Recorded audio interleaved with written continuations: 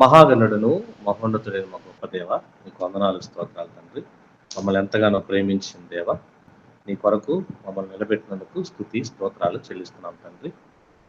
జరుగుతున్న ఈ కార్యక్రమానికి, మీ వాక్యాన్ని అందించడానికి, ఈ దినమున మీరు మాకు ఇచ్చినటువంటి చక్కని దినాన్ని బట్టి స్తుతి స్తోత్రమును చెల్లిస్తున్నాం తండ్రి. అమూల్యమైన మీ మాటలను మీ గ్రంథంలో నుంచి మేము తెలుసుకోవాలని, వాటిని నేర్చుకోవాలని, వాటి ప్రకారంగా జీవించాలని, మీ ఉద్దేశాలు మీ భావాలు కలిగి బ్రతకాలని, మీ బిడ్డలు పడుతున్న ప్రయాస వ్యర్థంగా పోకుండా సహాయం చేయండి తండ్రి. మరి ఎత్తబడే మాటలు అపవాది ఎత్తుకుని పోకుండా మా హృదయం అనే పలకల మీద రాయబడి నురింతల బలమును శక్తిని పొందులాగున తగిన శక్తిని బలాన్ని మాకు ఇవ్వండి. ఆత్మీయ అనుభవాలు కలిగి ముందుకు సాగే ధైర్యాన్ని ఇవ్వమని, నీ గ్రంథంలో ఉన్న ఈ మాటలు మేము పరిశీలించి తెలుసుకున్నటకు తగిన ధైర్యాన్ని శక్తిని మాకు అనుగ్రహించమని, ఎత్తబడే మాటలు తండ్రి మంచి ఫలితాలను అందించే శక్తిని ప్రతి ఒక్క బిడ్డకు దయచేయమని క్రీస్తు నామమున ప్రార్థిస్తూ వేడుకొంచున్నాము తండ్రి, ఆమేన్. ఓకే, మంచిది. మరి క్రీస్తు పేరట మీ అందరికీ శుభాభివందనాలు. ప్రియమైన దేవుని వాళ్ళారా, ఈ దినమున దేవుడు మనకి ఇచ్చినటువంటి చక్కని అవకాశం, బైబిల్ చెప్పిన భక్తిహీనుల చరిత్ర. చాలా మందికి భక్తుల గురించినటువంటి విషయాలు బైబిల్లో ఉన్నాయి, కానీ భక్తిహీనుల గురించి బైబిల్లో దాని గురించి కూడా ఒక చరిత్ర ఉందా అని అనుకొని మనం అనుకోవచ్చు.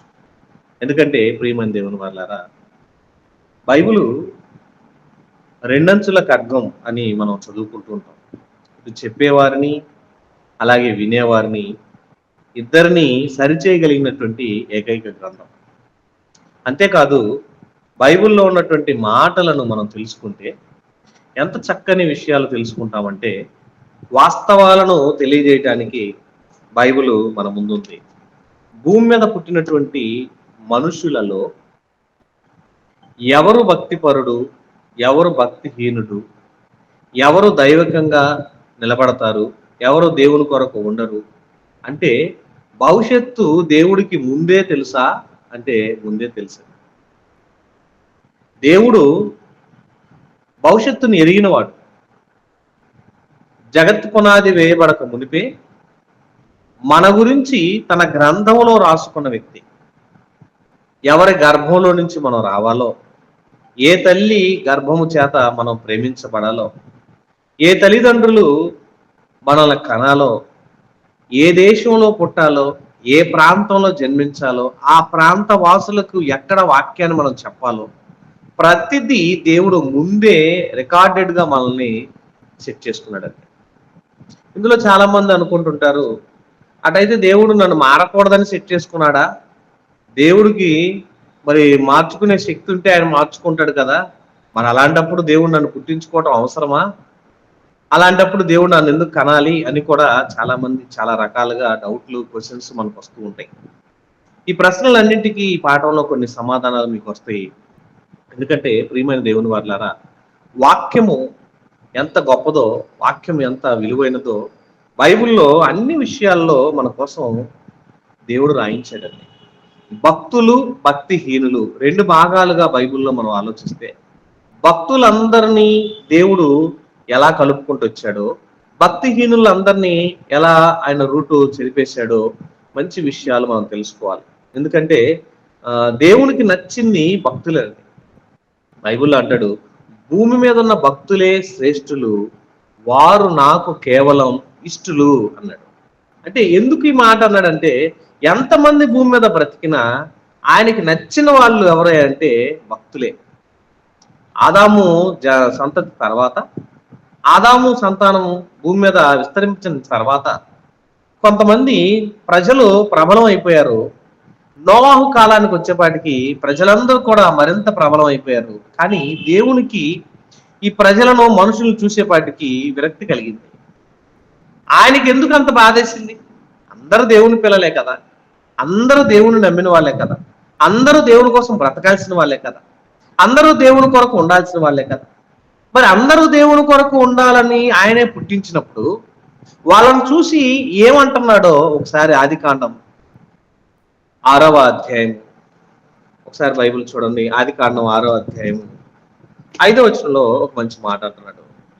నరుల చెడుతనము భూమి మీద గొప్పదని నరుల చెడుతనము భూమి మీద గొప్పదనియు భూమి మీద గొప్పదనియు వారి హృదయం యొక్క తలంపుల్లోని ఊహ అంతయు వారి హృదయం యొక్క తలంపుల యొక్క ఊహ అంతయు ఎల్లప్పుడు కేవలము చెడ్డదనియు యెహోవా ఎల్లప్పుడూ కేవలం చెడ్డదంటండి.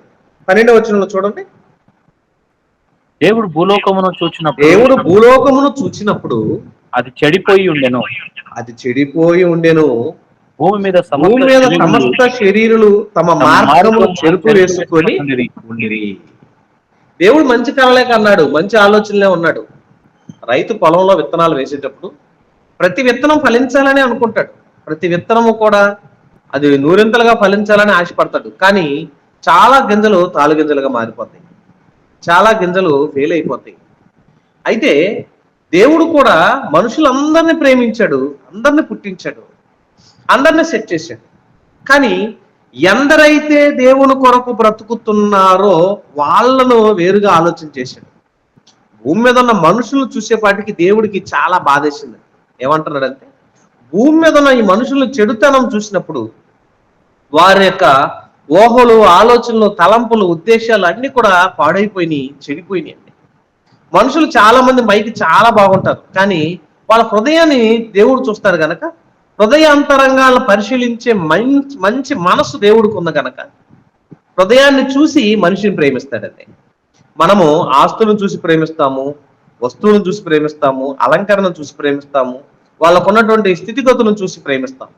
కానీ దేవుడైతే లాజరు దరిద్రుడు, లాజర్ దగ్గర ఏం లేదు, దరిద్రుడే. కానీ లాజరు హృదయం మంచిది, లాజరు మనసు మంచిది, లాజరు భక్తి జీవితం మంచిది, లాజరు యొక్క జీవితం బాగుంది.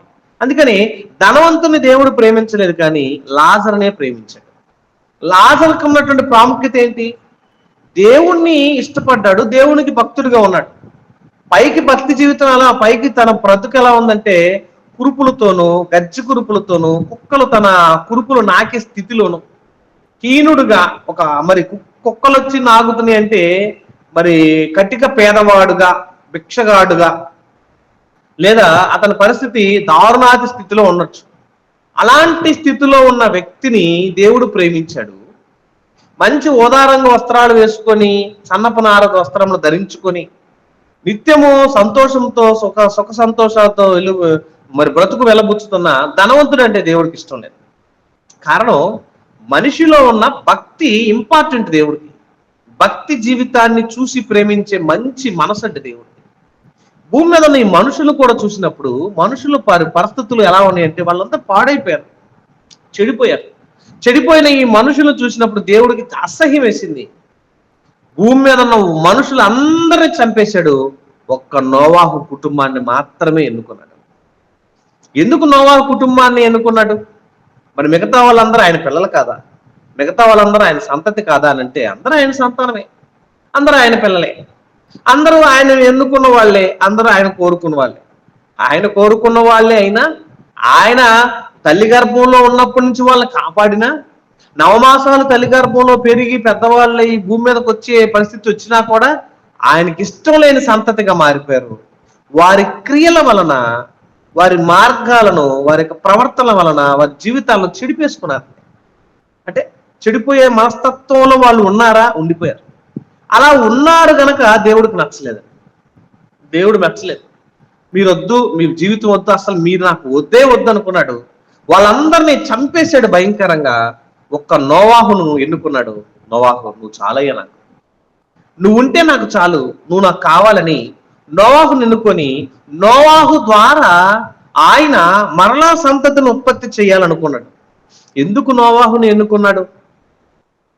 చాలా మంది రైతులు పొలంలో పంట పండించేటప్పుడు పంట మరి పంటలో ఒక దోస చేను కానీ, ఒక బీర చేను కానీ, లేదా ఒక సొర చేను కానీ, మరి రకరకాల పైరులను వేస్తారు.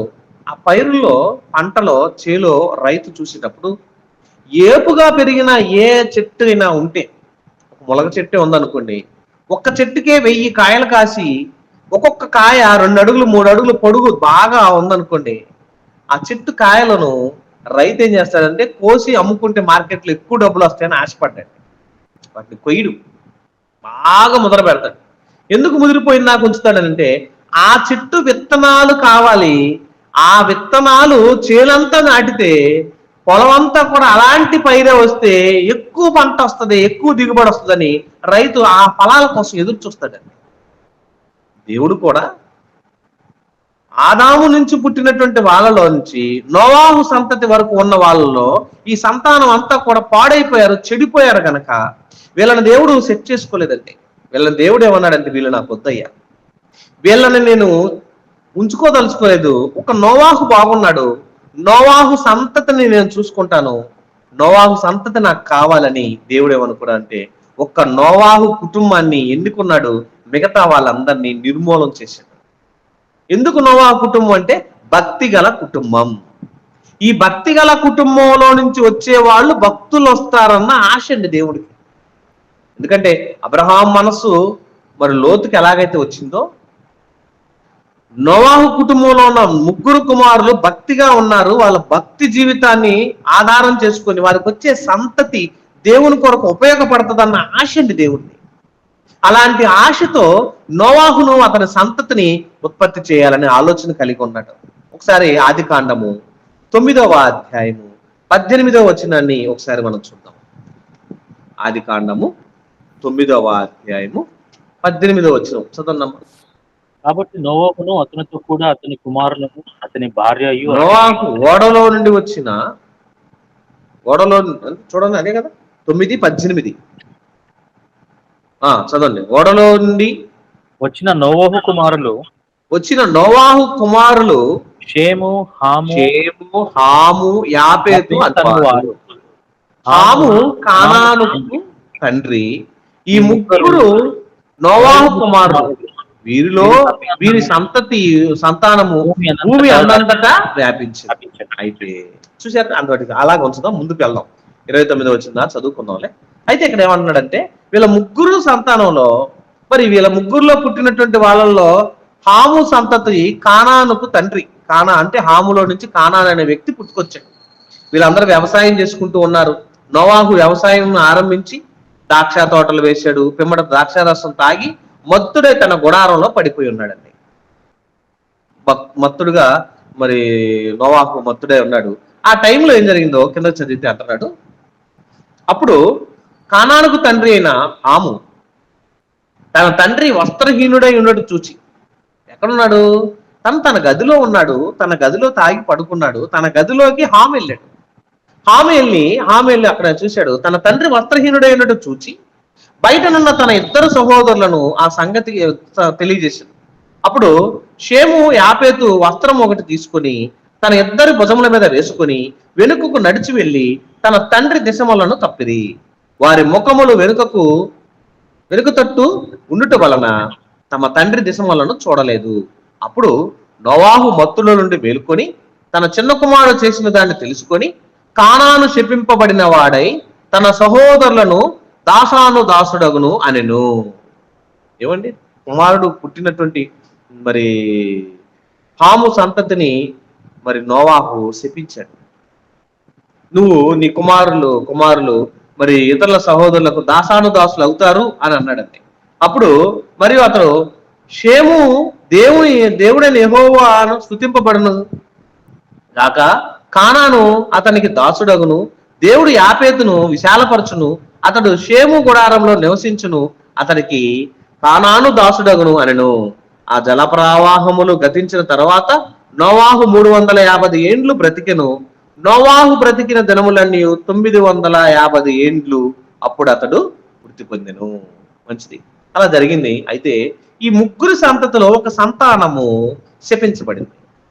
ఎందుకు శపించబడింది అని అంటే, అసలు తండ్రి గదిలోకి వెళ్లాల్సినటువంటి పరిస్థితి లేదు. తండ్రి పరిస్థితి బాగలేదనుకోండి, చూసినాడు సైలెంట్గా వచ్చారు. ఆయన గదిలో ఆయన తాగి పడుకున్నాడు. అది మొదటి తప్పు, వెళ్ళకూడదు. పడుకున్నాడు. అందులోనూ అతను యొక్క వస్త్రహీనుడై ఉన్నాడని చూసి తెలియజేసి మరలా అన్నలకు చెప్పటం, మరలా దాన్ని తీసుకెళ్లి అన్నల చేత వస్త్రాలు దుప్పటి కప్పించటం, ఇవన్నీ చేయటం వలన అతను బాధపడ్డాడు.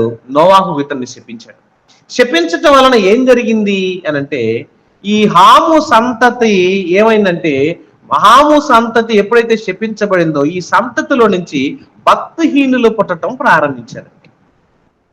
ఈ సంతతిలో వాళ్ళలో నుంచి భక్తిహీనులు ప్రారంభమవుతూ వచ్చారు. ఏమైంది అని అడిగితే ఆదికాండం 10వ అధ్యాయము 6వ వచనం ఒకసారి చదివినట్లయితే, చదవండి. దగ్గర ఉంటాడు. ఆము కుమారులు కూషు, ఆము కుమారులు కూషు, మిశ్రాయిము, పూతు, పూతు, కనాను అనువారు. కనాను అనువారు. కూషు కుమారులు కుమారులు షేబ, షేబ, హవీలా, హవీలా, సప్త, సప్త, రయమ, రయమ, సప్తాక అనువారు. సప్తాక అనువారు. రయమ కుమారులు షేబ, దాదాను అనువారు. ఉమ్, కూషు నిమ్రోదును కనెను. అతడు భూమి మీద పరాక్రమశాలి అయి ఉండుటకు ఆరంభించెను. యెహోవా ఎదుట పరాక్రమ గల వేటగాడు. కాబట్టి యెహోవా ఎదుట పరాక్రమ గల వేటగాడైన నిమ్రోదు వలె అను లోకోక్తి కలదు. షీనారు దేశంలో బాబేలు, ఏరోకు, అక్కదు, తల్నే అను పట్టణములు అతని రాజ్యమునకు మొదలు. ఆ దేశములో నుండి అశ్షూరుకు బయలుదేరి వెళ్లి నినివేను, రహోబోతీరును, కలహాను, నినివేకును, కాలాహుకును మధ్యనున్న రెసునును కట్టించెను. ఇదే ఆ మహాపట్టణ మధ్యనున్న ఇది మహాపట్టణమును మిశ్రాయిము, లుదియాలను, అనానీయులను, రెహాబీయులను, నప్తుహీయులను, పుత్రాసీయులను, ఇస్లాహీయులను, కఫ్తారీయులను కనెను. ఫిలిస్తీయులు కూడా కస్లుహీయుల నుండి వచ్చిన నుండి వచ్చిన అంటే చివరికి ఫిలిస్తీన్ల సంతతి కూడా హాము సంతతిలో నుంచే వచ్చింది. ఎందుకు వీళ్ళ సంతతి వచ్చిందంటే శపించబడినటువంటి హాము సంతతిలో నుంచి దేవునికి వ్యతిరేకమైనటువంటి సంతతి అయినటువంటి వీళ్ళు కూడా పుట్టారండి. వీళ్ళ సంతతి ఎందుకు వచ్చింది అని అడిగితే ఫిలిస్తీన్లు ఎవరో ఇశ్రాయేలుకి వ్యతిరేకులు అయిపోయారు, విగ్రహారాధికులయ్యారు. ఈ విగ్రహారాధికులైన వీళ్ళ సంతతి మీద దేవుడు సంతానాన్ని నిర్మూలన చేయాలని మరి ఫిలిస్తీన్లను చంపటానికి ప్రత్యేకంగా సంసను కూడా పుట్టించడం జరిగింది. అంటే ఫిలిస్తీన్లు అనే వాళ్ళు దావీదు కాలం నుంచే, దావీదు ఉన్న టైంలో కూడా మరి స్టార్టింగ్ లో సౌలు రాజుగా ఉన్నప్పటి నుంచే వాళ్ళు ఇశ్రాయేల్ మీదకి యుద్ధం చేయడానికి రావడం, ఇశ్రాయేల్ని వ్యతిరేకించడం, ఇశ్రాయేల్ని మరి అనవసరంగా వారిని ఎలాగైనా దేవుని రాజ్యంలోకి దూరం చేయాలని వాళ్ళ మీద గొడవలు పెట్టుకోవడం జరుగుతుంది. అప్పటి నుంచే ఈ ఫిలిస్తీన్ల సంతతి ఉంది. ఈ ఫిలిస్తీన్ల సంతతి ఎక్కడి నుంచి వచ్చిందంటే హాము సంతతుల నుంచి వచ్చింది. మరి వీళ్ళు ఎవరయ్యా అంటే భక్తిహీనులు, భక్తిలో లేనటువంటి వీళ్ళ సంతతి కానీ వీళ్ళ పరిస్థితులు కానీ వీళ్ళన్నీ కూడా దేవునికి వ్యతిరేకులు అయిపోయారు. వీళ్ళ సంతానాన్ని చూసి దేవుడు ప్రేమించలేదు, కానీ వీళ్ళందరూ ఒక రూట్లో వెళ్ళిపోతూ వచ్చారు. అదే ఆదికాండం 11వ అధ్యాయం ఒకసారి 10లోకి వద్దాం, ఇంకోసారి చూద్దాం. ఆదికాండం 11వ అధ్యాయము 10వ వచనంలోకి రండి. ఇక్కడ కూడా ఒక మాట అంటున్నాడు. ఇక్కడ ఈ సంతతి షేము వంశావళి ఇది. షేము నూరేండ్ల గలవాడై జల ప్రవాహము గతించిన 2 ఏండ్లకు అర్భక్షదును కనెను. షేము అర్భక్షదును కనిన తరువాత 500 ఏండ్లు బ్రతికి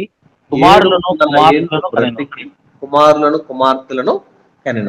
అంటే ఈ షేము సంతానము ముందుకు సాగిపోతూ ముందుకు వచ్చింది. ఎప్పుడైతే ఈ షేము సంతానము అంటే ఈ సంతతిని పేరు ఎందుకు వచ్చింది అని అడిగితే మీరు చూసినట్లయితే ఆదికాండం 5వ అధ్యాయం 1వ వచనంలోకి వస్తే దేవుడు ఒక ప్రత్యేకతను తీసుకొస్తున్నాడండి.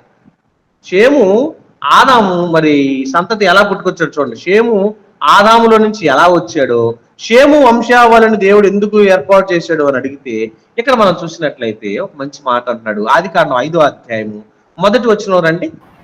ఆదాము వంశావళి గ్రంథము ఇదే. ఆదాము వంశావళి గ్రంథం ఇదే. దేవుడు ఆదామును సృజించిన దినమున దేవుని పోలికగా అతని చేసెను. మగవానిగాను ఆడుగానిగాను వారిని సృజించి వారు సృజింపబడిన దినమున వారిని ఆశీర్వదించి వారికి నరులని పేరు పెట్టెను. చాలు. మొదటి నుంచి దేవుడు ఒక సంతతిని ఒక పేరు తీసుకున్నాడు, ఒక లైన్ పెట్టుకున్నాడు. అంటే భక్తులందరినీ కూడా ఒక రూట్ లో ఒక ట్రాక్ లో సెట్ చేసుకుంటూ వచ్చాడు. భక్తిహీనులు పుట్టిన వాళ్ళందరినీ ఒక ట్రాక్ లో వేసుకుంటూ వచ్చాడండి. ఎందుకు ఇలా వేసుకొచ్చాడంటే భక్తిహీనులు ఉండాలి, భక్తులు ఉండాలి. ఎవరైతే భక్తిగా జీవించారో ఆ జీవించిన వారిని మాత్రం దేవుడు తన రూట్ లో కలుపుకుంటున్నాడు. భక్తిహీనులుగా ఉన్న వాళ్ళు వాళ్ళ రూట్ లోంచి చెరిపేసుకుంటూ వచ్చాడండి. ఎందుకు ఇలా చేసుకుంటూ వచ్చాడు అని అడిగితే ఇప్పుడు ఆదాము సంతతి అనగానే ఆదాముకు పుట్టినటువంటి పేరుల్లో దేవుడు కయ్యిని పేరు ఎత్తుకోలేదండి. ఆదాము కయ్యిను కన్నాడు. కయ్యిను తర్వాత షేము వచ్చాడు. షేము అనేది మరి హేబేలు చచ్చిపోయాడు కాబట్టి, హేబేలు సంతతి లేదు కాబట్టి హేబేలు నిర్మూలం అయిపోయాడు కదా. మరి షేము పేరు సంతతినే ఏర్పాటు చేశాడు, కయ్యిని తోసేసాడు. ఎందుకు కయ్యిని పక్కన పెట్టాడంటే, భక్తిగా ఎవరైతే ఉన్నారో భక్తి గల వాళ్ళనే రూట్ లో కలుపుకుంటూ వచ్చాడు, భక్తిహీనుల పేర్లు ఎత్తేసుకుంటూ వచ్చాడండి. ఎందుకు ఇలా జరిగిందనంటే, అబ్రహాము ఇస్సాకును కన్నాడు. ఇస్సాకు ఒక్కడనే కన్నాడా? ఇస్సాకు యాకోబును కన్నాడు, ఏశావును కన్నాడు. కానీ ఏశావు పేరు దేవుడు తీసుకోలేదంటే, అబ్రహాము ఇస్సాకును కన్నాడు, ఇస్సాకు యాకోబును కన్నాడు. యాకోబు మరి మిగతా 12 మంది పేర్లు రావాలి కదా, మిగతా 12 మంది వల్ల మళ్ళీ యోసేపును కనెను అంటాడు. ఎందుకు దేవుడు ఇలాంటి రూట్ వేసుకుంటూ వస్తున్నాడంటే, ఎవరైతే దేవునికి భక్తులుగా రూట్ లో ఉన్నారో వాళ్ళ పేర్లు మాత్రమే దేవుడు ఎన్నిక చేసుకున్నాడు. భక్తిహీనులందరినీ కూడా దేవుడు నిర్మూలన చేసుకుంటూ వచ్చాడు. వాళ్ళ పేర్లని లూప్ లైన్ లో పెట్టేసుకుంటూ వచ్చాడండి. ట్రాక్ లో దేవుడిని నమ్మినటువంటి వాళ్ళ పేర్లే తీసుకుంటూ వచ్చాడు బైబిల్ అంతట్లో. ఎవరైతే దేవుడిని రూట్ లో లేరో వారిని ట్రాక్ తప్పించేశాడు. వారందరిని రూట్ ని పక్కన పెట్టేశాడు. వాళ్ళు దైవికంగా ఉన్నారని అనుకుంటున్నారు కానీ వాళ్ళందరూ రూట్ ని సెట్ చేశాడు. అంటే దేవునికి ఇష్టమైనటువంటి వారి సంతతిని దేవుడు అభివృద్ధి చేసుకుంటూ వారందరిని భక్తుల జాబితాలో కలుపుకుంటూ వచ్చాడు. భక్తిహీనులుగా ఉన్న వారిని దేవునికి దూరం చేసుకుంటూ వచ్చాడు. ఎందుకనో ఒకసారి మీరు మత్తయి సువార్త 1వ అధ్యాయము 1వ వచనంలోకి వెళ్తే ఇక్కడ ఆ రూట్ యొక్క వివరాలు రాసుకుంటూ వచ్చాడండి. ఎలాంటి మాటలు రాసుకొచ్చాడో ఇక్కడ చూస్తే, సంతతిగా భూమి మీద పుట్టిన వాళ్ళందరి సంతతిలో మీరు మనం ఆలోచన చేస్తే దావీదు కుమారుడైన యేసుక్రీస్తు వంశావళి. చూసారండి, ఇక్కడ ఏమన్నాడు? అబ్రహాము కుమారుడకు దావీదును, దావీదు కుమారుడైన యేసుక్రీస్తు వంశావళి. అంటే యేసుక్రీస్తు పుట్టడానికి ఒక రూట్ వేసుకొచ్చాడండి. ఎవరి ద్వారా వేసుకొచ్చాడు? అబ్రహాము సంతతి నుంచి వచ్చాడండి. అబ్రహాము సంతతిలో నుంచి భక్తుల జాబితాలో ఎవరి రూట్ కలుపుకొచ్చాడండి? అబ్రహాము నుంచి దావీదుకు కలిపాడు, దావీదు నుంచి యేసుక్రీస్తు దాకా కలుపుకొచ్చాడు. మరి వీళ్ళందరూ ఎలా ఉన్నారు అంటే, ఈ వరుస క్రమం అంతా మీరు చూశారనుకోండి, ఈ క్రమములో భక్తుల రూటే వస్తుంది, భక్తిహీనులు కలపలా. భక్తులందరూ ఒక రూట్ లో పెట్టాడు, భక్తిహీనులందరినీ ఒక రూట్ లో పెట్టుకుంటూ వచ్చాడు. ఎవరైతే భక్తి లేకుండా ఉన్నారో వారిని దేవుని రూట్ లోంచి కట్ చేశాడు. ఎవరైతే భక్తులుగా ఉన్నారో వాళ్ళనే రూట్ లో కలుపుకుంటూ వచ్చాడు. అబ్రహాముకి ఇస్సాకు పుట్టాడు. ఇస్సాకులో నుంచి చూడండి, ఇక్కడ మంచి మాట అంటున్నాడు. 2వ వచనం నుంచి చదివితే, అబ్రహాము ఇస్సాకును కన్నాడు, ఇస్సాకు ఏశావును కన్నాడు కదా. ముందు ఏశావు యాకోబు వచ్చారు, ఏశావు పేరు తీసేశాడు, యాకోబును ఒక్కడనే కలిపాడు. యాకోబును కలిపి అక్కడేమంటున్నాడు చూడండి, యాకోబు యోదాను అతని అన్నదమ్ములను కనెను. మరి యోదా నుంచి తీసుకొచ్చి మళ్ళీ ఎవరిలో కలిపాడు? తామారును కలిపాడు. తామారునందు పెరేసును జెరాహును కనెను, పేరేసు ఎస్రోమును కనెను, ఎస్రోము ఆరామును కనెను, ఆరాము అమినదాబును కనెను, అమినదాబు నయస్సోను కనెను, నయస్సోను సల్మాను కనెను, సల్మాను రాహాబునందు. మళ్ళా రాహాబును ఎందుకు ఎన్నిక చేసుకున్నాడు? ఇక్కడ భక్తి రూట్లో ఆమె కూడా కలిసింది. ఆమె వేశ్య అయినా కూడా దేవుని ఎందుకు విశ్వాసం ఉంచింది, నమ్మకం ఉంది. ఇశ్రాయేలు ప్రజలకు ఒక రూట్ చేయించింది, వారి వేగులు వారిని భద్రం చేసింది, దేవుని ఎందుకు విశ్వాసం ఉంచింది. విశ్వాసం ఉంచింది కనుక స్త్రీని కూడా ఎన్నుకున్నాడు. ఆమె గర్భమును దేవుని పరిచయంలో వాడుకున్నాడండి. వాడుకొని సల్మాను ద్వారా రాహాబును మరి చూశాడండి, రాహాబునందు బోయాజును కన్నాడు. మళ్ళా బోయాజు రూట్ లోకి ఎవరు కలిపాడు? రూతును కలిపొచ్చాడు. రూతు ఆటోమేటిక్ గా వేరే వ్యక్తి యొక్క భార్య అయినను దేవుని యొక్క భక్తిలో విశ్వాసములో ఉన్నది కనుక భక్తుల జాబితాలో ఉన్న వీళ్ళను భక్తుల రూట్ లో కలుపుకొచ్చాడండి. బోయాజు నుంచి మళ్ళా రూతును కలిపాడు, రూతు నుంచి ఓబేదును కన్నాడు, ఓబేదు యెషయిని కన్నాడు, యెషయి రాజైన దావీదును. చూసారండి రూట్లు ఎలా కలుపుకొచ్చాడు. ఇటు నుంచి అటు, అటు నుంచి ఇటు లింకులు ఎందుకు కలుపుకుంటూ వచ్చాడంటే, భక్తిగా ఉన్నటువంటి బ్రతికే వాళ్ళందరినీ ఒక రూట్ లో సెట్ చేసుకొచ్చాడు, ఒక ట్రాక్ మీద పెట్టాడు. భక్తిహీనులుగా ఉన్న వాళ్ళ సంతతిని నిర్మూలన చేసుకుంటూ వెళ్ళాడండి. మరి ఇక్కడ హాము సంతానం భక్తిలో లేదు, హాము విశ్వాసంలో లేదు. తండ్రిని అవమానపరచకూడదు. తండ్రి తన గదిలో తాను పడుకొని ఉన్నాడు. నోవాహు గదిలోకి వెళ్ళాల్సిన అవసరం లేదు, కానీ అక్కడికి వెళ్ళాడు, చూశాడు, సైలెంట్ అయి రావాలి కదా. కానీ అది అన్నదమ్ములకు తెలియజేశాడు. అతను వస్త్రహీనుడై ఉన్నాడని తెలియజేసింది కాక, ఆ వస్త్రహీనుడిగా ఉన్నాడన్న సంగతి అతను గుర్తించాలని, మీరు చూసింది తప్పుగా ఉంచాలని మళ్ళా వస్త్రాన్ని తీసుకెళ్లి కప్పించాడు. ఈ తప్పుడు కార్యక్రమం చేసినందుకు నీలో సరైనటువంటి విధానము, తగ్గింపు స్వభావము, ఓర్చుకునే తత్వము, మరి వినయ విధేయతలు నీలో లేవని తండ్రి ఏం చేశాడంటే తనకు శపించాడండి. శపించబడిన నాటి నుంచి ఆ సంతతి వేరే రూట్ లోకి వెళ్ళిపోయింది. భక్తిహీనులందరూ అంటే ఎవరైతే భక్తిహీనులు ఉన్నారో వారందరినీ, అంతెందుకంటే ఇతను అబ్రహాము కుమారుడే అని మరి ఆ ఆ, దేవుని యొక్క విశ్వాసంలో యేసుక్రీస్తు వారు వెళ్తూ, పాపి అయిన జక్కయ్య ఉన్నాడు, పాపాత్ముడుగా ఉన్న జక్కయ్య అప్పటి వరకు ఊరందరిలోకి దుర్మార్గుడైనటువంటి పాపాత్ముడైన జక్కయ్యని ఊర్లో ఎవ్వరూ ప్రేమించని ఇతను ఎప్పుడైతే క్రీస్తు మాటలు విన్నాడో, లోబడ్డాడో, దేవునికి ఇష్టడై ఉన్నాడో, తను భక్తి ట్రాక్ లోకి వచ్చాడు.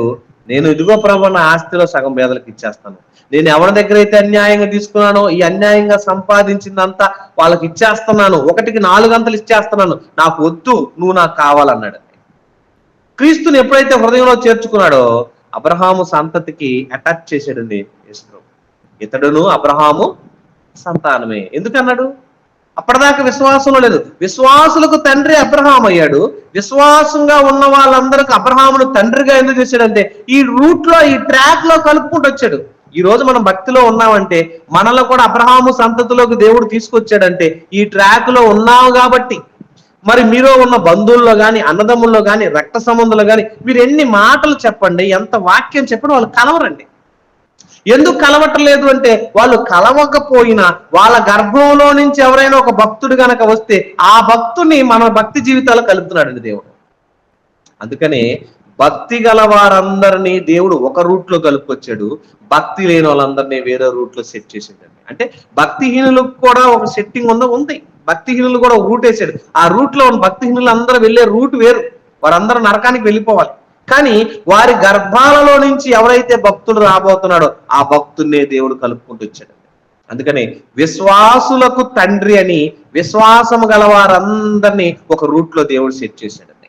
ఈ రూట్ వేయడానికి గల కారణం ఏంటి అని అంటే, భక్తి జీవితంలో మనం ముందుకు సాగాలంటే, భక్తి కొరకు ముందుకు వెళ్ళాలంటే, ఆ భక్తి జీవితంలో కొనసాగే మనందరి విశ్వాసమును స్థిరపరచడానికి.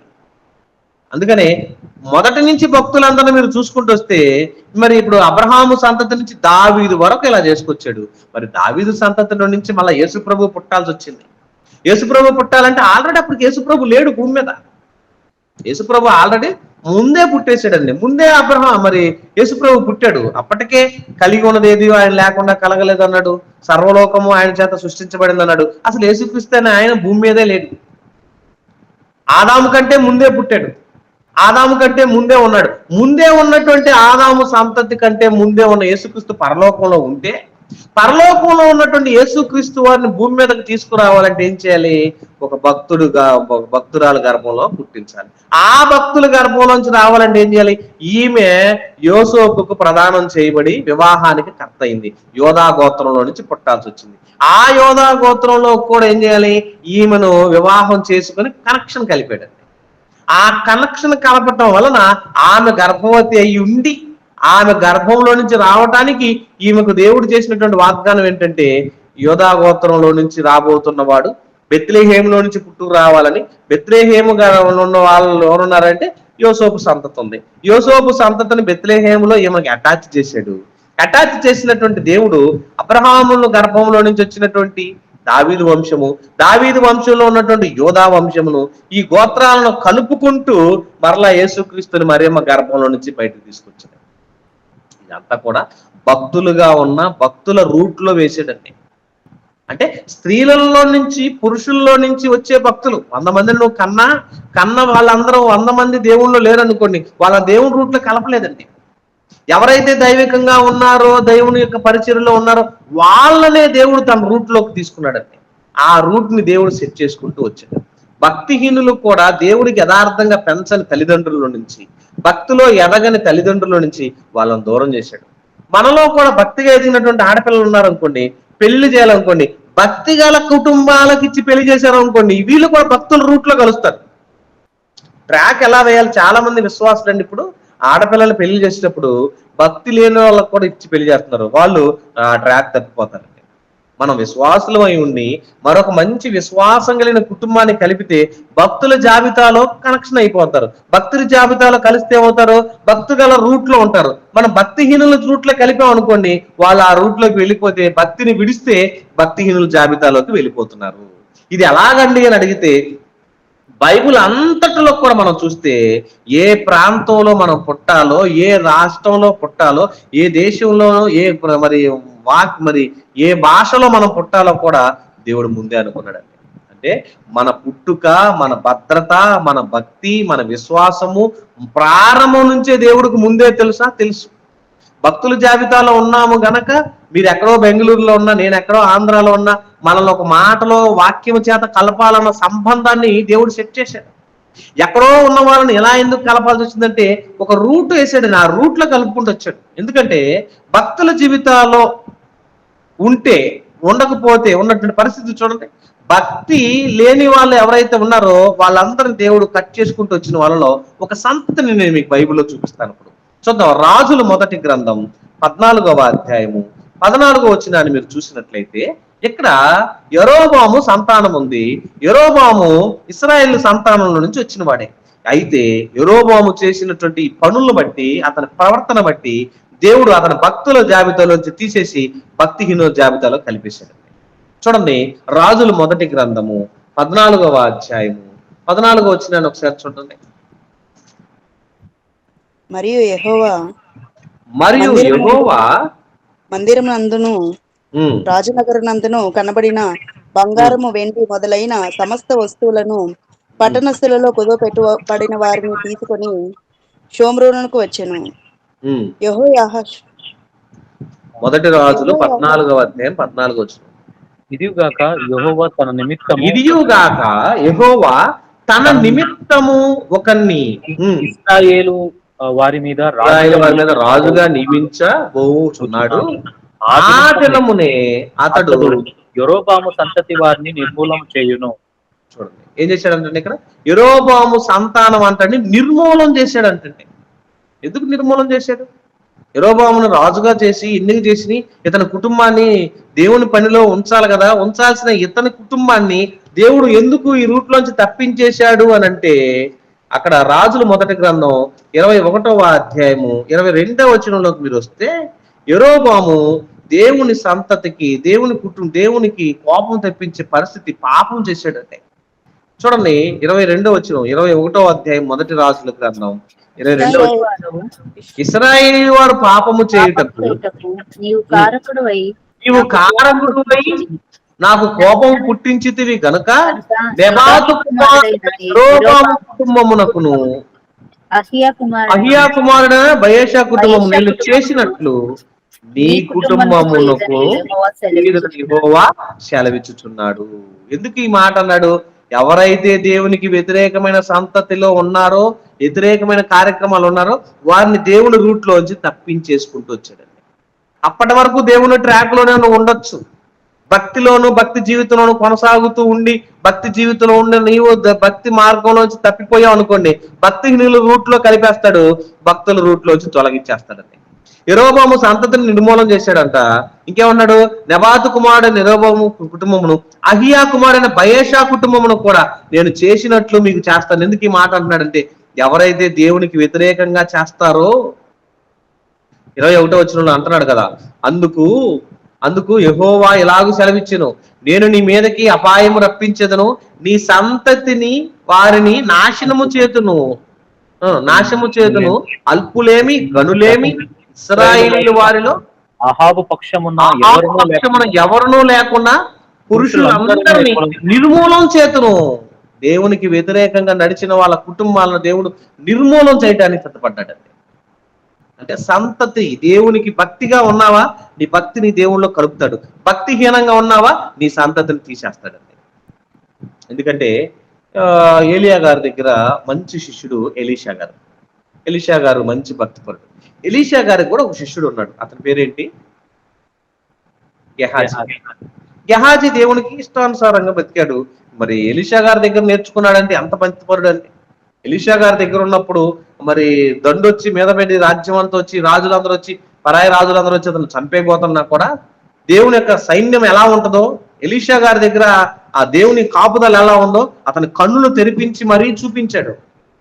ఎంత సైన్యం ఉందా, ఎంత గొప్ప సైన్య సమూహము మరి ఎలీషా గారి దగ్గర ఉందా అని ఎలీషా గారిని మరి శిష్యుడిగా ఉన్నటువంటి గెహాజీ భక్తిలో బలంగా ఎదగాల్సిన వ్యక్తి. ఒక 7 అద్భుతాలు ఎలీషా గారు చేశారు, ఏలియా గారు చేశారంటే 7 + 7 14 అద్భుతాలను మరి ఎలీషా గారు చేసుకొచ్చాడు. అన్ని అద్భుతాలను భక్తుడిగా ఉన్నటువంటి గెహాజీ ఎలీషా గారి వెంట ఉండి చూశాడు, నేర్చుకున్నాడు, తెలుసుకున్నాడు.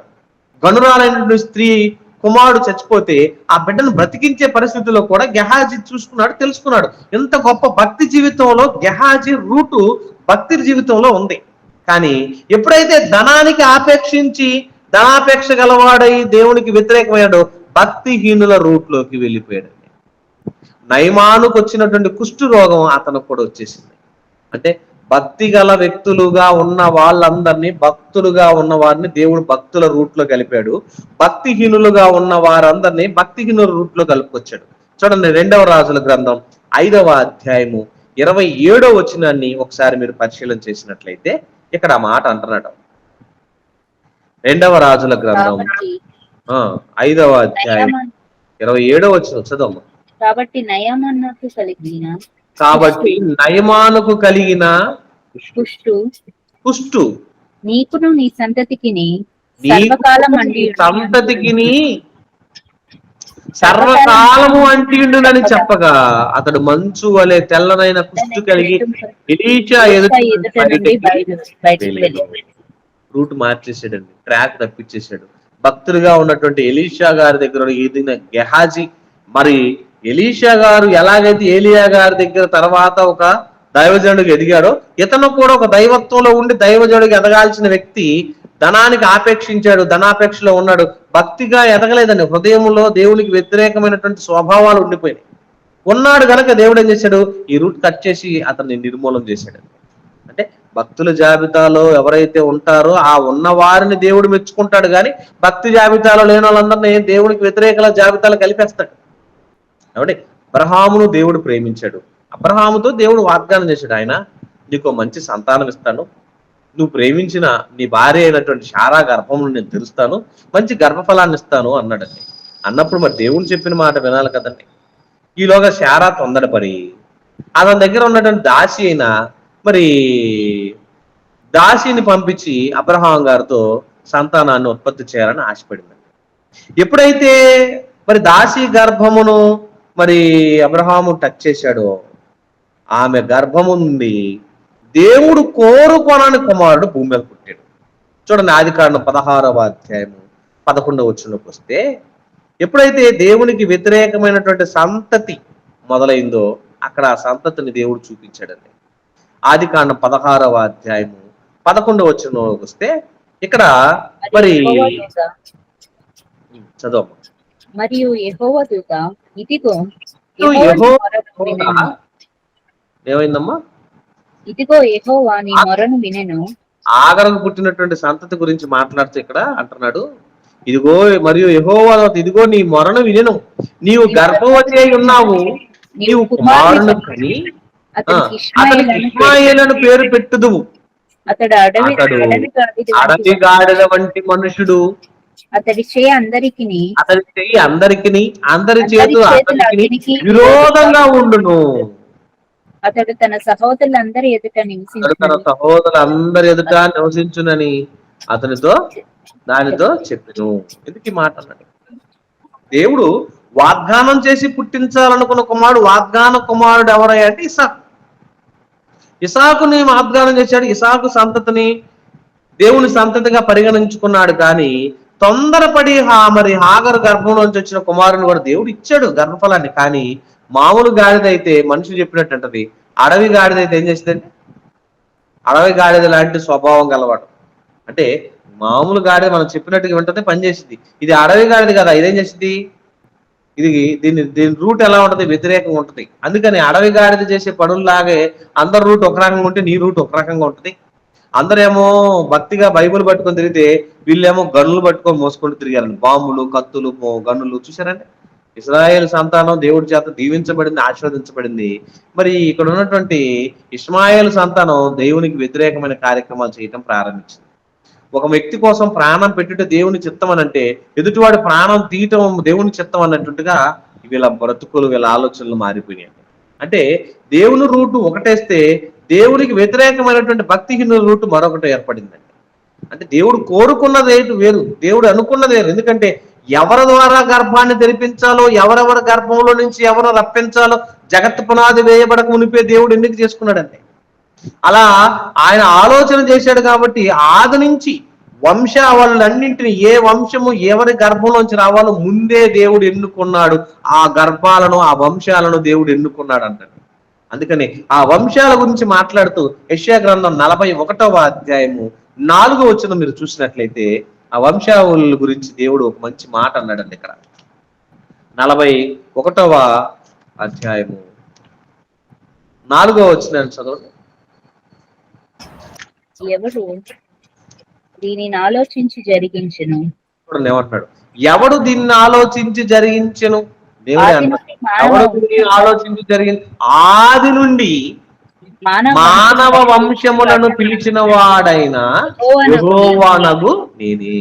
మానవుల వంశాలను పిలిచాడంటండి. ఏ వంశములో ఎవరు ప్రధానంగా ఉండాలి, ఏ వంశానికి ఎవరు గోత్రకర్త ఉండాలి, ఏ వంశము ఎవరి గర్భము నుంచి రావాలి, ఏ వంశము ద్వారా ఎవరు పుట్టాలి, ఈ వంశాలను, వంశాల యొక్క రూట్లను సెట్ చేసింది దేవుడు అంటండి. చూసారండి, భక్తుల గర్భాలు ఎలా ఉండాలో, భక్తుల గర్భంలో నుంచి అందరు భక్తులు రావాలో ఆ రూట్ సెట్ చేశాడు. భక్తిహీనుల గర్భాలలో నుంచి వచ్చిన వాళ్ళందరినీ కట్ చేసి వాళ్ళని వేరే రూట్లో వేసేసాడు. ఇలా మన భక్తుల జీవితాలను మనం ఆలోచించుకుంటూ వస్తే మొదటి నుంచి వారి యొక్క గర్భములను, వారి యొక్క రూట్లను, వారి ద్వారా జరిగించాల్సిన పనులను దేవుడు జరుపుకుంటూ వచ్చాడండి. దేవుని ఉద్దేశాన్ని నెరవేర్చుకుంటూ వచ్చాడు. చాలా మీరు ఎన్ని మీటింగ్లను పెట్టండి, ఎన్ని కార్యక్రమాలు చేయండి, ఎంతన్నా చెప్పండి, భక్తిహీనుడు మారడు. వాడు భక్తిలో జీవితాల్లో కనుక దేవుని లెక్కలో ఉన్నాడు అనుకోండి, వాడు కనెక్ట్ అవుతాడు. మనం అయస్కాంతాన్ని తీసుకొని చెత్త కుప్పల మీద లేకపోతే ఎక్కడన్నా తిప్పామనుకోండి, తిప్పినప్పుడు ఏమైంది తెలుసా, చెక్క గాని, కర్ర గాని, ఇనుము గాని, రాగి గాని, ఇత్తడి గాని, బంగారం గాని ఏది దానికి అతుక్కోదండి. ఏదైతే ఇనప ముక్క ఉందో ఆ ఇనప ముక్క ఒకటే అయస్కాంతానికి అతుక్కుంటుంది. ఎందుకు సెట్ అయింది? అది ఇనప ముక్క కాబట్టి దానికి అతుక్కుంటది. దానికి ఆ స్వభావం ఉంది, దాన్ని ఆకర్షించే శక్తి దానికి ఉంది.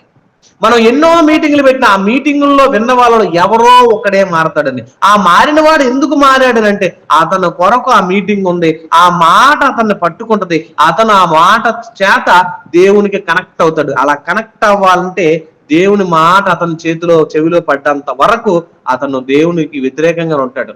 ఎప్పుడైతే దేవుని మాట విన్న తర్వాత కనెక్ట్ అవుతాడు, దేవుని పరిచర్యకు వాడబడతాడు. యేసుక్రీస్తు అంతటా ఆయన కూడా శిష్యుల్ని ఎన్నుకునేటప్పుడు వారి యొక్క జీవిత కాలాల్లో, వారి యొక్క భక్తుల్లో ఎవరైతే భక్తులుగా ఉంటారో వాళ్ళని కనెక్ట్ చేసుకుంటూ వచ్చాడు. అయితే యోధా కనెక్ట్ అవ్వడన్న సంగతి ముందే తెలుసు, కానీ యేసుక్రీస్తును అప్పగించడానికి ఒకడు కావాలి గనక ఇతను సెట్ చేసుకున్నాడు. కానీ పశ్చాత్తాపడి రూట్ ఏమైనా సెట్ చేసుకుంటాడేమో చూశాడు, కానీ ఆ రూట్ లో లేకుండానే పోయాడండి. యేసుక్రీస్తుకు తెలియదా యోధా గురించి? ముందే తెలుసు. డబ్బులు సంచి అతనికే ఇచ్చాడని, డబ్బులు దొంగిలిస్తున్నాడని, ఆ డబ్బులు దొంగతనం చేస్తూ తింటున్నాడని, ఆ డబ్బులతోనే కాక యేసుక్రీస్తును అప్పగించేవాడేనని బలారాధన చేసేటప్పుడు ముందే అన్నాడు కదా, మీలో ఒకడు నన్ను పట్టిస్తాడు, మీలో ఒకడు నన్ను అప్పగించబోతున్నాడు. అంటే అందరూ నేనా నేనా నేనా అన్నారు. ఇతను వచ్చి నేనేనేమో అని అంటాడు. నీవు అన్నట్టే చెయ్యము, నువ్వు కానిచ్చు, నువ్వు చేయలేదో త్వరగా కానిమ్ము అని అంటాడు. ఎందుకంటే భక్తిహీనుల రూట్లో ఉన్నాడు, భక్తుల జాబితాలో లేడు. భక్తుల జాబితాలో ఉన్న వాళ్ళందరూ దేవుడు కలుపుకున్నాడండి. భక్తిహీనులకు కూడా ఒక రూట్ ఉంది, ఆ రూట్ లో దేవునికి వ్యతిరేకంగా ఉన్న వాళ్ళందరినీ ఆ రూట్ లో పడేస్తాడు. విశ్వాసంగా ఉన్న మనల్ని కూడా అప్పుడప్పుడు అంటాడు కదా, హెచ్చరిస్తాడు కదా, నీ కుడి పక్కన 10,000 మంది పడినను, నీ ఎడమ పక్కన 10,000 మంది పడినను నీ విశ్వాసము కోల్పోమాకు. నువ్వు చేపట్టిన విశ్వాసం కొనసాగించుకొని చివరి వరకు నమ్మకంగా ఉండు అంటాడు. చివరి వరకు నమ్మకంగా ఉండటానికి మనం ప్రయత్నం చేయాలి. భక్తుల జాబితాలోంచి పడిపోకుండా ఉండడానికి చూసుకోవాలండి. పోని భక్తుల జాబితా నుంచి పడ్డావా, నిన్నును నీ సంతతిని దేవుడు నిర్మూలన చేసి నిన్ను కూడా తీసుకెళ్లి భక్తిహీనుల రూట్లో కలిపేస్తాడు. అందుకని విశ్వాసమును కొనసాగించి మనము భూమి మీద విశ్వాసము కనుగొనునా అని యేసుక్రీస్తు రెండవ రాకడ రాకపోతూ ముందే అంటున్నాడంటే మనల్ని ఏం చేసుకోవాలి తెలుసా? ఎప్పటికప్పుడు మనం పరిశీలన చేసుకుంటూ పరిశుద్ధపరచుకుంటూ ఏ రోజుకు ఆ రోజు నేను పవిత్రంగా ఉన్నానా, ఈ రోజు దేవుని మహిమపరిచానా, నా ద్వారా దేవునికి మహిమ తెచ్చే విధంగా నేను బ్రతికానా లేదనేది మనల్ని మనం ఎప్పుడూ కూడా పరీక్షించుకోవాలండి. అలా పరీక్ష చేసుకుంటూ ఆ రూట్ లో ఉంటే దైవత్వంలో ఉంటామండి. చివరిదాకా వచ్చి గెహాజీలాగా పాడైపోయాం అనుకోండి, పతనం అయిపోతాం.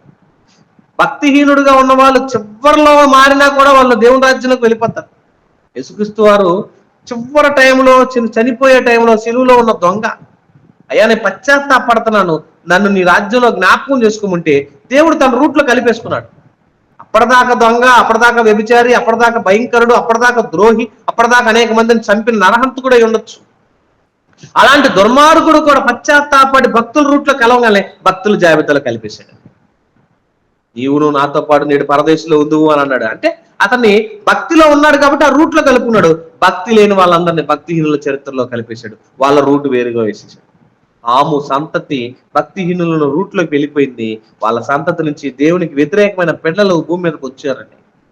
మరి షేము సంతతి దేవుని సేవలో వాడబడండి. ఆ సంతతిని దేవుడు దీవించాడు. ఆ సంతతి ద్వారా దేవుని గర్భఫలాలను అభివృద్ధి పరిచాడు. ఏ గర్భంలో నుంచి ఎవరు రావాలో, ఏ గర్భం ద్వారా ఎవరెవరు భక్తులు పుట్టాలో, ఆ భక్తులు దేవుని కొరకు ఎలా వాడబడాలో దేవుడు ముందే రూట్ వేసాడండి. ఒక తండ్రి గర్భంలో 4-3 పుడితే అందరు భక్తులు ఉండరండి, ఒకళ్ళిద్దరే ఉంటారు.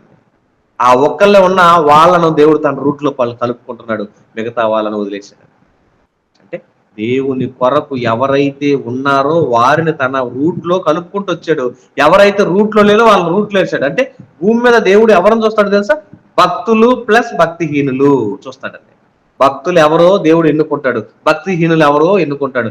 ఆయనకి స్త్రీ పురుషులు అనే భేదం లేదు. ఆయనకున్న భేదం అంతా ఏంటంటే భక్తులు ఎవరు, భక్తిహీనులు ఎవరు. భక్తిహీనులందరినీ ఒక రూట్లో పడేశాడు, భక్తులందరినీ ఒక రూట్లో వేసుకుంటూ వచ్చాడు. మొదటి నుంచి అండి దేవుడు మనం ఎంత గొప్పగా ఆలోచించాడు చూడండి. నోవాహు ద్వారా వచ్చిన సంతతిలో నుంచి మరి మోషే కూడా వచ్చాడంటే, మోషేను కూడా దేవుడు ఎన్నుకున్నాడంటే, ఎన్నుకున్న మోషేని ఎక్కడ పెంచాలి? ఒక భక్తిహీనుడు ఇంట్లోనే పెంచాడు. తను భక్తిగా ఉన్నాడు, భక్తిలో ఎదగాలి. అతని దేవుని రూట్లో తీసుకున్నాడు, ఆ రూట్లో కలుపుకున్నాడు, ఆ నాయకుడు ద్వారా ఎన్నుకున్నాడు. ఆ ఎన్నిక చేయబడిన నాయకత్వం నుంచి అతని ద్వారా కొంత కార్యక్రమాలు జరుపుకుంటూ వచ్చాడు. ఇశ్రాయేల్ కాపుదలలో ఉంచడానికి మోషేని ఎన్నుకున్నాడంటే ముందే ఆ వంశాలను దేవుడు ఎన్నుకున్నాడు. బెన్యామీను గోత్రంలో పుట్టినటువంటి సౌలు కూడా ఎన్నుకున్నాడంటే అవును, సౌలు కూడా దేవుని జీవితంలో ఉండాలని కోరుకున్నాడు. ఎప్పుడైతే దేవుని రూట్లో మార్పు వచ్చిందో అతను కట్ చేశాడు, తన స్థానాన్ని తీసేసి రాజుగా దావీదును సెట్ చేశాడండి. అంటే రాజైన మరి యెషయాని తొలగించి అతని స్థానంలో దావీదుని ఎందుకు సెట్ చేశాడంటే భక్తి జీవితంలోంచి తొలగిపోయిన సౌలు యొక్క భక్తి జీవితంలోంచి సౌలును తప్పించేశాడు. భక్తిగా ఉంటే నిలబెట్టేవాడు, భక్తులు లేడు తొలగించేశాడు, దావీదుని అటాచ్ చేశాడు. భక్తిలోను భక్తి జీవితాల్లోనూ మనం ఆలోచన చేస్తే అండి భక్తిహీనుల యొక్క గర్భములను దేవుడు నిర్మూలన చేసుకుంటూ వచ్చాడు. వాళ్ళ సంతతి నిర్మూలం అయిపోద్దండి, రాబో కాలంలో లేకుండా పోద్ది. యెరోబాము సంతతి ఎలాగైతే నిర్మూలన చేయబడిందో అలాగే భక్తిహీనులుగా ఉన్నటువంటి వాళ్ళ సంతతిని కూడా వారి రూట్లోంచి తీసేస్తాడండి. అందుకనే మనం ఏం చేయాలి? జాన్ గోటన్బర్గ్ అనే వ్యక్తి దేవుని యొక్క రూట్లో వచ్చాడు కనుక అచ్చు యంత్రాన్ని తయారు చేసిన తర్వాత తొలి పుస్తకంగా బైబిల్ ముద్రించాడు గనక ఆ ముద్ర వేయబడిన పుస్తకాలను మనం ఎప్పటికీ తెచ్చుకుంటున్నాం, చదువుకుంటున్నాం అంటే, ఇప్పటికీ దాన్ని డెవలప్ చేసుకుంటూ వచ్చారంటే ఆయన భక్తుల జాబితాలో ఉన్నాడు. ఆ సంతతిలోంచి మనం కూడా ఉన్నాం. మనం కూడా భూమి మీద భక్తి జీవితాల్లో లేవనుకోండి, అసలు భూమిని ఉంచడు దేవుడు. భూమి మీద ఎవరో ఆయనకు అవసరం లేదు. నోవాహు ఒక్కడే దేవుని సంతతిలో యథార్థంగా ఉన్నాడు కాబట్టి మిగతా వాళ్ళందరూ నాకు వద్దని వాళ్ళందరినీ తుడిచిపెట్టేశాడు దేవుడు. మరి ఇప్పటికి కూడా ఈ భూమి ఇంకా నిలబడింది, స్థిరపడింది, ఇంకా ఉంది అంటే కారణం ఏంటో తెలుసా? ప్రభువులో మనం ఉన్నాం, పరిచర్యలో మనం ఉన్నాం. లేదంటే మనలో కూడా ఏం రూట్లో వేస్తాడు? ఏ టెర్రరిస్టుల రూట్లోనో, నక్సలైట్ల రూట్లోనో, మరి ఉగ్రవాదులు, మరి భయంకరమైన తాలిబాన్ల రూట్లోనో, భయంకరమైన ఏ రూట్లో ఉండేవాళ్ళం మనం. మనలో భక్తి ఉంది గనక, భక్తిలో ఉన్నాం గనక మన భక్తి జీవితాన్ని ప్రేమించి దేవుడు భక్తుల రూట్లో మనల్ని ఉంచాడు. భక్తిహీనుల రూట్లో ఉన్న వాళ్ళందరినీ ఆ రూట్లో తీసుకుంటూ వెళ్ళాడు, లూప్ లైన్ లో పెట్టేశాడు, వాళ్ళందరినీ నిర్మూలన చేసేసాడు. ఏశావు దేవుడు గర్భంలోంచి అబ్రహాం గర్భంలోంచి వచ్చిన వాడే కదా. ఇసాకును ప్రేమించాడు దేవుడు. ఇసాకు దేవుడు అన్నాడా? అబ్రహాము దేవుడను, ఇసాకు దేవుడను, యాకోబు దేవుడను ఎందుకన్నాడు? యాకోబు దేవుడని యాకోబు పుట్టినటువంటి వాళ్ళు మరి కుమారుల్లో ఉన్నటువంటి యాకోబు సంతతి ఏశావుని తీసేసి యాకోబుని ఎందుకు కలిపాడంటే ఏశావు భక్తిలో లేడు, యాకోబు ఒక్కడే భక్తిలో ఉన్నాడు. భక్తి జీవితంలో ఉన్న వాళ్ళని కనెక్ట్ చేసుకుంటూ వచ్చాడు. భక్తిహీనులందరినీ ఇలా నిర్మూలన చేసుకుంటూ వచ్చాడు. భక్తిహీనులు కూడా ఇలా చేశాడు. అవును, చూడండి కొరింథీ మొదటి పత్రిక 3వ అధ్యాయం 5వ వచనం మనం చూసినట్లయితే, ఎవరు పడితే వాళ్ళందరూ విశ్వాసంలోకి రారండి, ఎందరు పడితే వాళ్ళందరూ నమ్మరు. ఎలాంటి వాళ్ళు నమ్ముతారో ఇక్కడ ఒక మాట అంటున్నాడు చూడండి. కొరింథీయులకు రాసిన మొదటి పత్రిక 3వ అధ్యాయము 5వ వచనం. ఒక్కొక్కరికి ప్రభు అనుగ్రహించిన ప్రకారము వారి ద్వారా ఒక్కొక్కరికి ప్రభు అనుగ్రహించిన ప్రకారము చూసారండి ఎంత వారి మంచి మాట. ద్వారా మీరు ఒక్కొక్కరికి ప్రభు అనుగ్రహించిన ప్రకారము వారి ద్వారా మీరు విశ్వసించితిరి. వారి ద్వారా ఒక్కొక్కరికి ఎవరెవరిని సెట్ చేసుకుంటూ వచ్చాడో వాళ్ళని సెట్ చేసుకుంటూ వచ్చాడండి. వారి ద్వారా మనల్ని, మన ద్వారా ఇంకొకరి ద్వారా ఇంకొకరు కనెక్ట్. అంటే వారు మన దేవుణ్ణి నమ్మామంటే మనకు ఎవరో ఒకరు వాక్యాన్ని అందించారు, వాళ్ళ ద్వారా మనం కనెక్ట్ అయ్యాం. మన ద్వారా ఇంకోళ్ళు కనెక్ట్ అవుతారు, మన ద్వారా ఇంకోళ్ళు కనెక్ట్ అవుతారు. చూసారండి లింక్. ఈ లింక్ ని దేవుడు కలుపుకుంటూ వెళ్తున్నాడు. ఈ రూట్ వేసుకుంటూ వచ్చాడు. భక్తిహీనుల రూట్ లో ఉంది, భక్తుల రూట్ భక్తుల జాబితాలో ఉంది. భక్తిలో ఉన్న వాళ్ళందరినీ ఆయన రూట్ లో కలుపుకుంటూ వచ్చాడు. భక్తిహీనులందరినీ ఒక రూట్ లో వేసుకొచ్చాడు. ఆ భక్తిహీనుల జీవితాలలో నుంచి ఎవరైనా ఒక భక్తుడు పుడితే ఆ భక్తుని మళ్ళా దేవుళ్ళు అటాచ్ చేసుకుంటాడు. రాహాబు అనే వేశ్య ఇశ్రాయేలు సంతతిలో ఉన్నది కాదు, దేవుని ఎరగని అన్ని జనుల్లోంచి వచ్చింది. అన్ని జనుల్లోంచి వచ్చినా ఆమెను ప్రేమించి ఏం చేశాడు? భక్తుల జీవితాల్లో కలిపాడు. రూతు అన్ని జనుల కుటుంబంలో ఉన్న వ్యక్తి, అన్ని జనుల్లో ఉన్నటువంటి కుటుంబంలోంచి వచ్చిన ఆమెను కూడా భక్తుల జీవితాల్లో కలిపాడు. బోయాజు ద్వారాగా దేవుని సంతతిని ఆమె ద్వారా గర్భఫలాన్ని ఇచ్చాడు. నిజంగా అండి, బైబిల్లో ఎంత గొప్పదంటే భక్తిగా ఉన్న వాళ్ళను ఒక రూట్లో పెట్టాడు, భక్తిహీనులను ఒక రూట్లో పెట్టాడు. దేవుడు అలా రూట్ సపరేట్ చేసుకున్నాడు. మన పార్టీలు విభజించి పాలిస్తారు కదండి. ఎవరైనా పార్టీని పాలించే పార్టీ నాయకులు ఉన్నారనుకోండి, వాళ్ళు ఏం చేస్తారు తెలుసా? వాళ్ళు ఎవరికైనా న్యాయం చేయాలన్నప్పుడు ముందు ఇతను ఎవరు అని ఎంక్వైరీ చేస్తాడు. మన పార్టీ వాడేనా అంటాడు. ఒక ఎమ్మెల్యే కానీ ఎంపీ కానీ చూస్తే మన పార్టీ నాయకుడే, మన కార్యకర్తే, మన కోసం కష్టపడ్డాడు, మన కోసం చాలా చేశాడు అన్నారు అనుకోండి, వెంటనే వాళ్ళ మీద యాక్షన్ ఉంటుంది. మరలా లేదనుకోండి, అలాంటి వాళ్ళని మనం చూద్దాంలే అంటారు. భూమి మీద ఉన్న మనుషుల స్వభావం. కానీ దేవుడు కూడా మనుషులందరినీ ప్రేమించాడు, మనుషులందరికీ భక్తి ఇచ్చాడు, మనుషులందరికీ విశ్వాసాన్ని ఇచ్చాడు, మనుషులందరినీ దేవుని వాక్యం కలపాలని సెట్ చేశాడు. కలపాలని ఆయన సెట్ చేశాడు. కానీ వాక్యమునకు విధేయుడయ్యావా భక్తుల జీవితంలో ఉంటావు. వాక్యానికి విధేయుడు అవలేదా నిన్ను నీ సంతతిని నిర్మూలన చేసి దేవుని రూట్లోంచి బయట నెట్టేస్తున్నాడు. కనుక పాపము చేసి యెరోబాము సంతతి ఎలాగైతే నిర్మూలమైందో, దేవుని యొక్క రాజ్యంలో పనిలో పరిచర్యలో వాడబడితే మనం కూడా మన భక్తి జీవితాలు కూడా ముందుకు కొనసాగుతాయి. కాబట్టి భక్తుల జీవితాలు, భక్తిహీనులు వారి జీవితాలను దేవుడు నిర్మూలన చేసుకుంటూ వచ్చాడండి. భక్తిహీనులు ఎవరైతే ఉన్నారో లూప్ లైన్ లో పెట్టుకుంటూ వచ్చాడు, భక్తుడు ఎవరైతే ఉన్నాడో వాళ్ళని కలుపుకుంటూ వచ్చాడు. అందుకని భక్తిహీనులు ఎంతమంది నశించిపోయినా దేవుడు బాధపడ్డగాని భక్తులను ప్రేమిస్తున్నాడు. భక్తులంటే ఆయనకి ఇష్టం. ఎందుకంటే యెహోవా భక్తుల మరణము ఆయన దృష్టికి విలువైనది అన్నాడు. వాళ్ళు మరణమైనా విలువైనదే. శ్రేష్టమైనది ఎవరంటే యెహోవా యందు భయభక్తులు గలవారు ఆయనకి ప్రేమించేవాడు. ఆయన భక్తులంటే ఎంత ప్రేమ అండి. పిల్లలనేమి పెద్దలనేమి తన యందు భయభక్తులు గలవారిని యెహోవా ఆశీర్వదిస్తాడంటే ఆశీర్వాదాలు ఇవ్వాలన్న భక్తులకే, ప్రేమించాలన్న ఆయనే, దీవించి రక్షించాలన్న వారిని కాపాడాలన్న భక్తులే. భక్తిహీనులందరినీ కూడా నిర్మూలన చేసుకుంటూనే వచ్చాడు. మరి భక్తిహీనుల చరిత్ర ఎలా ప్రారంభమైంది మీరు చూసారా? ఆము సంతతి నుంచి ప్రారంభమైంది, ఎప్పటికి కూడా ఉందంటే. కనుక భక్తిహీనుల యొక్క బ్రతుకులను దేవుడు నిర్మూలన చేసుకుంటూ వచ్చాడు. భక్తుల జీవితాలను మంచి రూట్లో పెట్టుకుంటూ వచ్చాడు. కళ్ళు మూసుకొని ప్రార్థన చేసుకుంటాం. జీవము కలిగిన మా తండ్రి, మీకు వందనాలు దేవా. ఎత్తబడ్డ మాటలు అపవాదించుకుంటూ భక్తిగా బ్రతికే వారు ఎందరైతే ఉన్నారో వారందరినీ వారి వారి గర్భాలను, వారి వారి కుటుంబాలను ఎలా మీరు కలుపుకుంటూ వచ్చారో ఆ లింకులు మేము కొన్ని విషయాలు విన్నాం తండ్రి.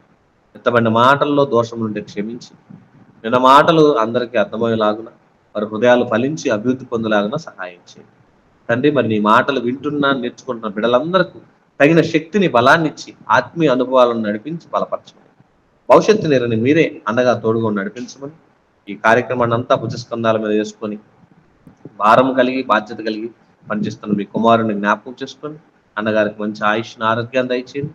సల్మాన్ గారిని దీవించి నీ సేవలో నీ కుమారుని బలపరచండి. సామ్యాల్ గారిని జ్ఞాపకం చేసుకుని అయినా నీ సేవలో నీ కుమారుని వారి యొక్క మరి కుటుంబాలను వారి సంతతిని నీ భక్తి రూట్లో కలపి బలపరచండి. ఎందరైతే మరి ఈ రూట్లో కలిసి ఉన్నారో వారందరినీ వారి కుటుంబాలను ఈ సేవలో బలపరిచి నడిపించమని అన్ని విధాలుగా మీరు ఆదుకొని కాపాడమని క్రీస్తు నామమున ప్రార్థిస్తూ వేడుకుంటున్నాము తండ్రి. అన్న ఏదన్నా డౌట్ ఏమన్నా ఉందన్న పాఠం గురించి ఎవరికైనా ఏదైనా డౌట్ ఉంటే తెలియచేయండి, తెలియజేద్దాము. చూడరా మరి ఈ పాఠం సంబంధించిన ఏదైనా డౌట్స్ ఉంటే మీకు ఒకవేళ క్వశ్చన్స్ ప్రిపేర్ అవుతుంటే నాది ప్రశ్న ఉంది, నేను అన్న అడుగుతాను. తర్వాత మీరు ఒకవేళ క్వశ్చన్స్ ఉంటే మీరు అడగండి. అన్న ఇప్పుడు హాము గురించి 9వ అధ్యాయం 18 నుంచి మనం చదువుకొని వచ్చినప్పుడు హాము తాను చేసిన తప్పు అంటే మనకి జనరల్ గా చూసినప్పుడు అది తన తండ్రిని గూర్చి ఒక రెస్పాన్సిబుల్ గా ఫీల్ అయినట్లు మనకు చదివినప్పుడు అనిపిస్తుంది. అది తండ్రి తన బెడ్రూమ్ లోకి వెళ్ళిపోయాడు అన్న. ఆ రూమ్ లోకి వెళ్ళి సరే చూశాడు, డోర్ వేసేసి వచ్చేయచ్చు కదా. అది అలా ఎందుకు తీసుకొచ్చాడు అని అంటే అక్కడ శపించబడ్డానికి కారణం ఏంటంటే తండ్రి వ్యక్తిగతంగా బజారులోనో రోడ్ల మీద లేడన్న, తన గదిలో తాను ఉన్నాడు. తన గదిలోకి వెళ్ళి మరి అది అందరికి తెలియచేయాలని చేయటం తప్పుగా భావించి నోవా గారు బాధపడి అతను శపించాడు. తన సొంత కుమారుని శపించేంత బాధ కలిగిన అన్నా తన సొంత కుమారుడిని అంటే అతనిలో తండ్రిని అవమానపరిచాడు కాబట్టి తండ్రికి బాధ కలిగింది. ఎందుకంటే అవమానపరిచే విధానం స్థితిలోకి వెళ్ళకూడదు కాబట్టి తండ్రిని బాధ పెట్టే స్థితిలోకి వచ్చేపాటికి ఆయన బాధపడ్డాడు. బాధపడి అప్పుడు శపించాడు. ఆ శపించడానికి కారణం అతను భక్తి జీవితంలో లేకపోవటమే. ఎప్పుడైనా ఒక వ్యక్తి తన సహోదరుడు తప్పును ప్రేమిస్తాడు, క్షమిస్తాడు, దాన్ని కప్పెడతాడు. ఇప్పుడు బైబిల్లో కూడా ఒక మంచి మాట అంటుంటాడు, యెహోవా భక్తుడిని దేవుడు ఏం చేస్తాడంటే తన పాపంను క్షమించి చేసిన నేరంలైనా ఉంటే కప్పెడతాడు. ఎందుకంటే సరిదిద్దుతాడు, కానీ ప్రేమిస్తాడు చిన్న చిన్ని. కానీ కుమారుడు ఏం చేశాడంటే తండ్రి చేసినటువంటి మరి ద్రాక్షారసం తాగి ఒత్తుడే చిత్తుడే పడిపోయి ఉన్నాడని ఆ పరిస్థితిని మరి ప్రజలందరూ తెలియజేసినట్టు కుటుంబం అంతటికి తెలియజేశాడు. అందుకని తండ్రి బాధపడి అతను శపించాడు. ఆ శపించిన విధానం నుంచి ఏమైందంటే సంతతి కూడా దేవుడికి వ్యతిరేకంగానే వచ్చేసిందంట. ఆ వచ్చిన వాళ్ళ సంతతి జాబితాలు చూస్తే ఫిలిస్తీన్ల వంశం కూడా వేలలో నుంచి వచ్చింది. అంటే అప్పటికే హామీ గారి యొక్క క్యారెక్టర్ కానీ ప్రవర్తన కానీ బాగలేదు, భక్తిలో లేదు కాబట్టి అతను శపించాడు. అంటే అంతకు ముందే ఆయన క్యారెక్టర్ బాగాలేదు కాబట్టి తండ్రి శపించాల్సి వచ్చింది. అవును, కొన్ని కుటుంబాల్లో ఇప్పుడు మన గర్భంలో నుంచి అందరూ వస్తారు, కానీ అందరూ విశ్వాసంలో ఉంటే చాలా గొప్ప వాళ్ళం. కానీ కొన్ని క్యారెక్టర్లు వ్యతిరేకంగా ఉంటాయి అన్న. మనం చూస్తూ ఉంటే ఎంత చెప్పినా వాళ్ళు మారరు, ఎంత చెప్పినా వినరు. విశ్వాసుల కుటుంబాలు సేవకుల పిల్లలే సేవ చేయడానికి రావట్లేదు, సేవకుల పిల్లలే సేవలో ఉండలేని కుటుంబాలుగా తయారవుతున్నాయి. ఎందుకంటే వీడు భక్తిలో ఉంటాడని మనం ప్రయత్నం చేసాం, వాక్యం ద్వారా భద్రపరుస్తున్నాం, కానీ భక్తిహీనుడు రూట్లోకి వెళ్ళిపోతుంటే వాళ్ళని దేవుడు తీసేస్తాడు. అదే మరి ఏశావుని దేవుడు ఎన్నుకోలేదు, యాకోబునే ఎన్నుకున్నాడు. భక్తిగా ఉన్న వాళ్ళనే దేవుడు ఎన్నుకుంటూ వచ్చాడు. అలా ఈ రూట్ అంతా కూడా మనం చూస్తే భక్తులను దేవుడు తన రూట్లో కలుపుకున్నాడు, భక్తిహీనులందరినీ నిర్మూలన చేసుకుంటానే వచ్చేసాడు. తర్వాత మరి నోహు గారు నీతిమంతుడని మనం ఇంతకుముందు అధ్యాయంలో 7వ అధ్యాయం 1వ వచనం చూడొచ్చు అన్న. అవును, ఇక్కడ 9వ అధ్యాయము 22వ వచనం లేకపోతే 20వ వచనం చదివితే అక్కడ నోహు తాగి మత్తుడై ఉన్నాను అని రాయబడింది అన్న. అది ద్రాక్షారసాన్ని తయారు చేశాడు, వ్యవసాయం చేశాడు, అలసిపోయాడు. తను ఇప్పుడు అక్కడ తాగటం తప్పు అని ఆ రోజుల్లో అక్కడేం లేదు కదన్న. ఒక మెడిసిన్ లాగా తీసుకునే వాళ్ళు కొంచెం డోస్ ఎక్కువ తీసుకునేపాటి మెడిసిన్ మొత్తం అయిపోయింది. మత్తుగా పడుకున్న దాన్ని అతను గదిలోకి వెళ్ళి అతను దాన్ని బట్టబయలు చేసేపాటికి తనకు బాధేసింది. ఆ రూమ్ లోకి వచ్చి ఇలా చేయట్లేదు. నోవాహు నీతిమంతుడే కాబట్టి అతని సంతతిని దేవుడు కోరుకున్నాడు, మిగతా వాళ్ళందరినీ అందుకే తీసేశాడు. ఆ సంతతిని ప్రతిదన్న అబ్రహాము సంతతిని కూడా ఎందుకు గనపరచుకోవాలంటే అబ్రహాము ద్వారా కూడా ఒక రూట్ వేసుకోవాలని చూశాడు దేవుడు. కానీ వీళ్ళందరూ చెడిపోయారన్న, పతనం అయిపోయాడికి దేవుడు ఇక వీళ్ళకి వాళ్ళకి వద్దని, అందుకనే యేసుక్రీస్తుని భూమి మీద పుట్టడానికి గల కారణం క్రీస్తు ద్వారా అందరిని కలుపుకుందాం, విశ్వాసంగా ఉన్న వాళ్ళందరినీ. ఒకప్పుడు సంతానం అంతా కూడా ఇశ్రాయేల్ నుంచి వచ్చిన సంతతిని అంతా కలుపుకుంటూ వీళ్ళు నా ప్రజలు వీళ్ళు నా ప్రజలు అని దేవుడు కలుపుకుంటూ వచ్చాడు. మిగతా దేశాలను మిగతా ప్రాంతాలను పట్టించుకోలేదు. కానీ ఎప్పుడైతే ఇశ్రాయేల్ సంతతి చెడిపోయారో దేవుడు ఏం చేశాడండి, ఎలా కాదు రూటు అని క్రీస్తుని పుట్టించి క్రీస్తు ద్వారా రక్షించబడ్డ బాప్తిసం పొందిన ఏ దేశం వాడైనా ఎవరైనా విశ్వాసం ద్వారాగా దేవుడికి పిల్లలుగా చేసేసాడు. ఇప్పుడు సంతతిని ఎత్తేసాడు, అబ్రహాము సంతతిని ఎత్తేసాడు. క్రీస్తు వంశావళిలో మనల్ని కూడా పాలిభాగస్తులు చేశాడు. క్రీస్తుని నమ్మేవా? అబ్రహాము సంతానమే. అప్పుడు జక్కయ్య మరి దేవునికి వ్యతిరేకంగా ఉన్నాడు, మారు మనసు పొందాడు. మారు మనసు పొందిన వెంటనే అబ్రహాము సంతతి అయిపోయాడు. అంటే మారు మనసు పొందిన మనల్ని కూడా అబ్రహాము సంతతిగా మార్చేశాడు. అంటే భూమి మీద ఉన్న ప్రతి వంశాన్ని, ప్రతి కుమారుని, ప్రతి కుటుంబాన్ని భక్తుల రూట్ లో కలుపుకుంటున్నాడు. ఎవడైతే దేవుని మాట వినలేదో వాళ్ళని దేవునికి వ్యతిరేకమైన భక్తిహీనుల జాబితాలో సెట్ చేస్తున్నాడు. ఇంకెవరన్నా డౌట్ ఎవరన్నా ప్రార్థన చేయండి, మీరు కార్యక్రమం జరిపించండి.